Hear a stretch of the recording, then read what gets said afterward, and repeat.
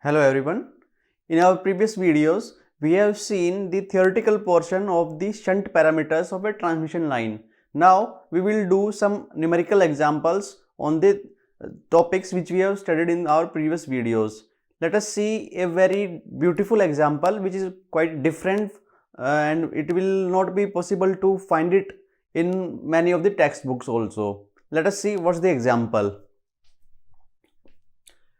We are given that there is a three-phase transmission line with phase A, B, C conductors and the line is untransposed. That is, the line is not transposed and it is having conductors with same radius R.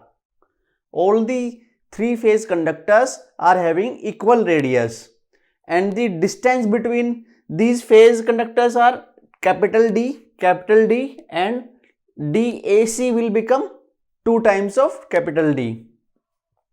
Also, we are given that the voltage applied on the line is a balanced three-phase voltage with phase to neutral voltage for phase A given as V by under root 3 angle 0. That is, it is the reference voltage.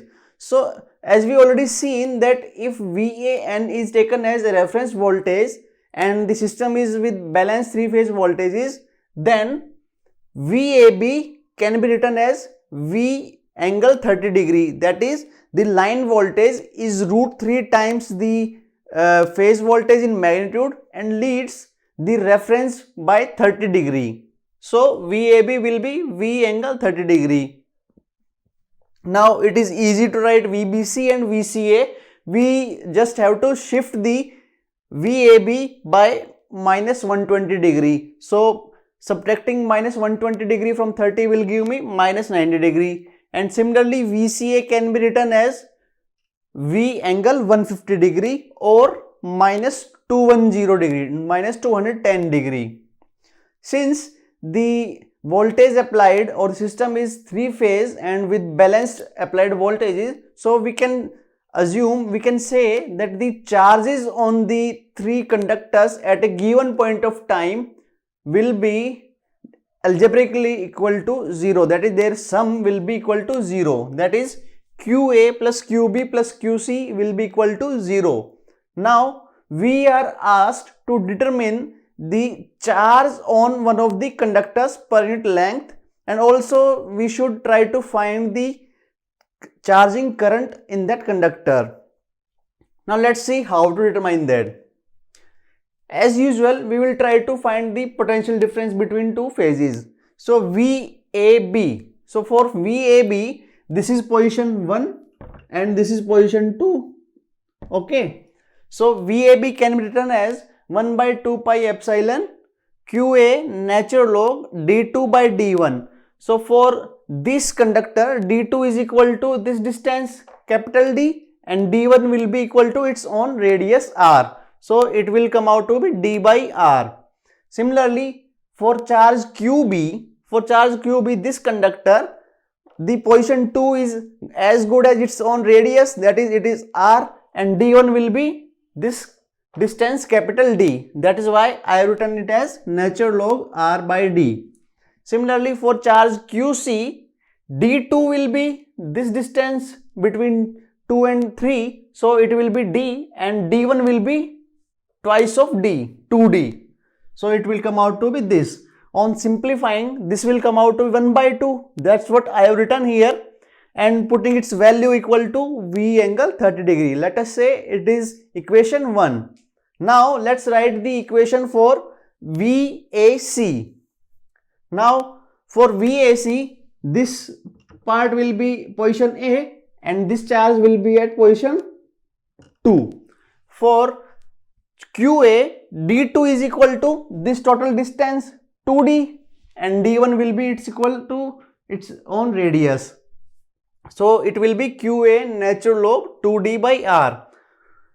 For QB, D2 is equal to D and D1 is also equal to D. So, it will come out to be natural log 1 or equal to 0. So, this term will vanish. Now, let us see due to charge QC. Due to charge QC, the position 2 is just its own radius. Okay. and d1 is equal to twice of capital D. That's what I have written here. On simplifying, I can write this as 1 by 2 pi epsilon qa natural log 2d by r plus qc natural log r by 2d equal to V angle minus 30 degree. Okay. Now let us say this is equation 2. Now what we have to do, we have to try to eliminate QC as well as QB from the equation so that we can find an expression for the charge QA. So let's try to eliminate these. First we will eliminate QB. Okay. Here first we will try to eliminate this QB here.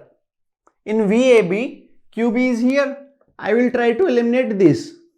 How can I eliminate? I will write QB equal to minus of QA plus QC. That's what I have written here. Okay. And same expression as it is, which is as good as equation 1. On simplifying, I will see that this minus QA will become plus QA natural log D by R. So this term and this term will be same. So I will write 2 of QA natural log D by R. And for QC it will become 1 by 2 natural log D by R.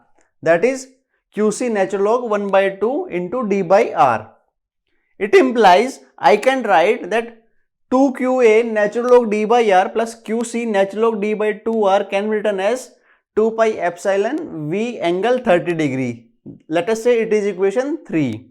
Now I have to eliminate QC also. So what I will do, I will find a value of QC from equation 2, from this equation.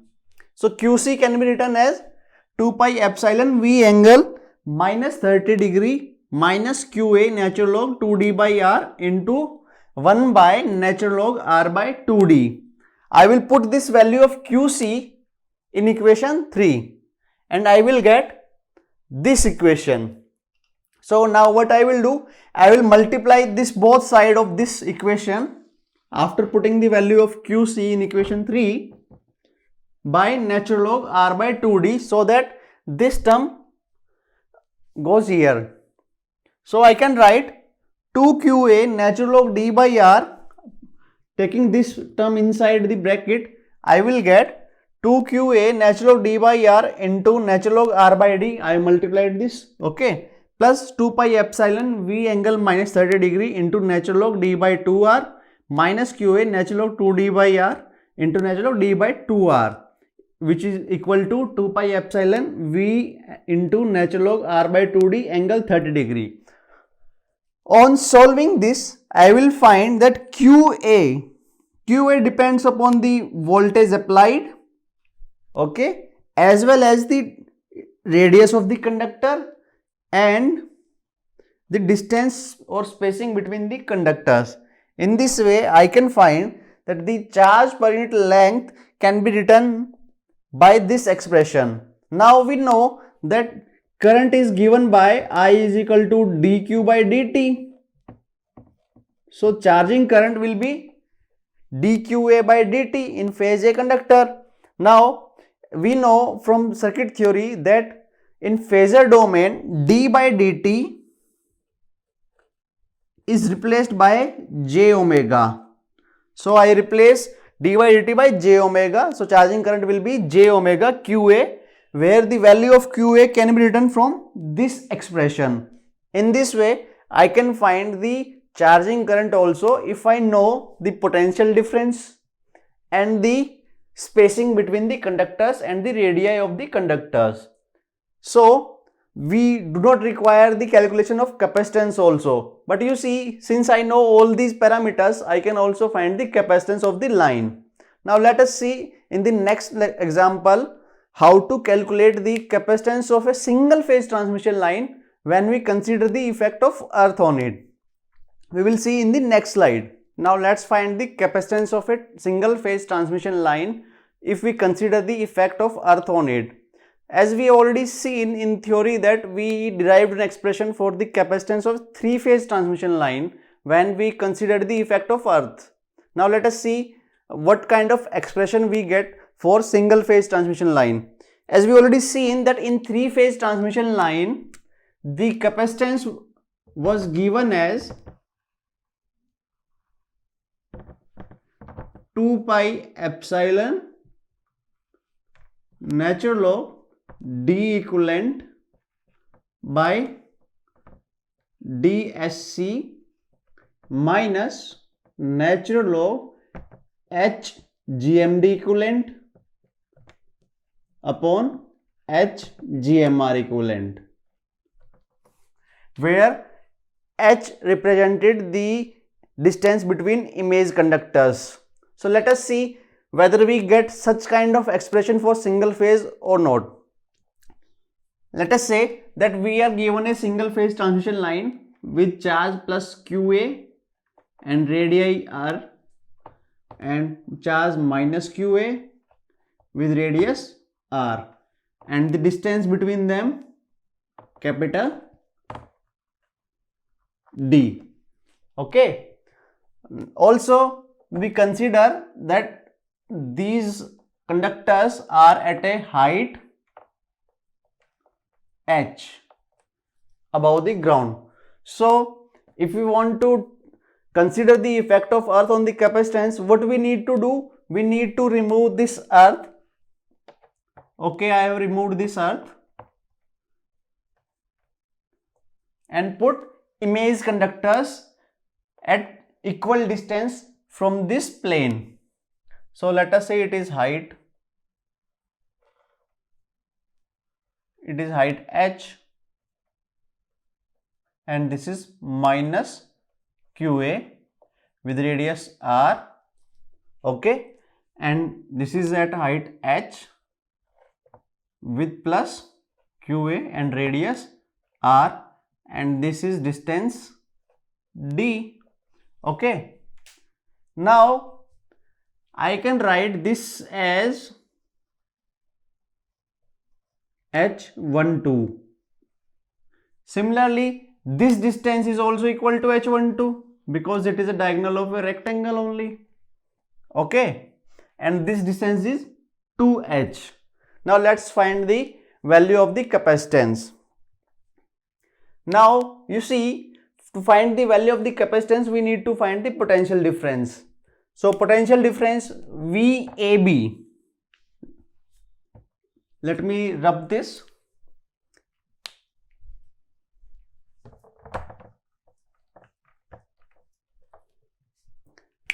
Now see, VAB can be written as 1 by 2 pi epsilon. Okay, and now we need to consider the effect of each charge. So let us take this charge. This is position 1, this is position 2. Due to this charge, we will find the expression QA natural log D2 by D1. D2 is equal to D here and D1 is equal to R. Now let us say, what is the effect of minus QA? It will be minus QA natural log D2 is as good as R here by D. Okay. Now let us see the effect of this charge. It is minus QA natural log. For this charge, D2 is equal to this distance H12 D2 by D1, and D1 is equal to this distance 2h. Okay. Now consider the effect of this charge on the potential difference. It will be QA natural log. What is D2 here? This distance twice of h divided by D1. What is this distance? H12. Okay. Now let us take the terms common which are here. It will be QA by 2 pi epsilon natural log d by r. Now if I take this minus sign inside of the log, what I will get? I will get plus natural log d by r. Okay. Now consider this term. If I take minus sign inside, it will become natural log 2h by h12 plus natural log 2h by h12. You see, now all these terms are same, so it will become QA 2 pi epsilon twice of natural log d by r plus twice of natural log 2h by h12. Taking this 2 common, it will become QA by 2 pi epsilon into 2 natural log d by r. Now let me write this in the similar form which we got for 3 phase. So I will write it as minus of natural log h12 by 2h. So this will become QA by 2 pi epsilon, 2 will cancel out, so only pi epsilon will remain, natural log d by r minus natural log h12 by 2h. So what will be the capacitance? Capacitance between conductor A and B will be QA by VAB. So it will come out to be from this expression as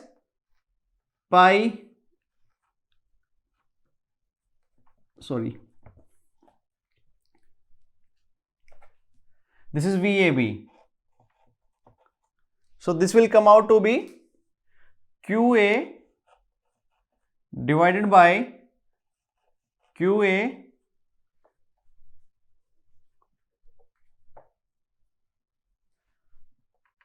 by pi epsilon natural log d by r minus natural log h12 by 2h.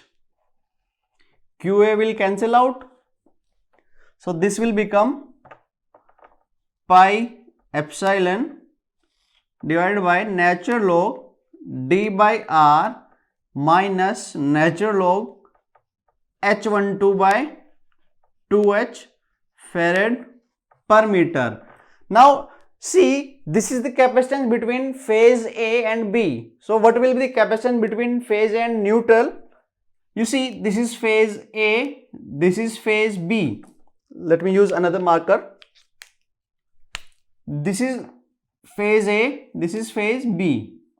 I have got this capacitance. Now this capacitance CAB can be written as equivalent of two capacitances. This is, let us say, point N, this is also, and these will be same. This is CAN, this is also CAN.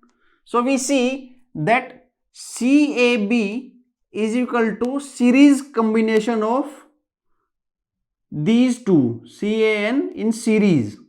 But you see, capacitances in series add similar to the resistors which are in parallel.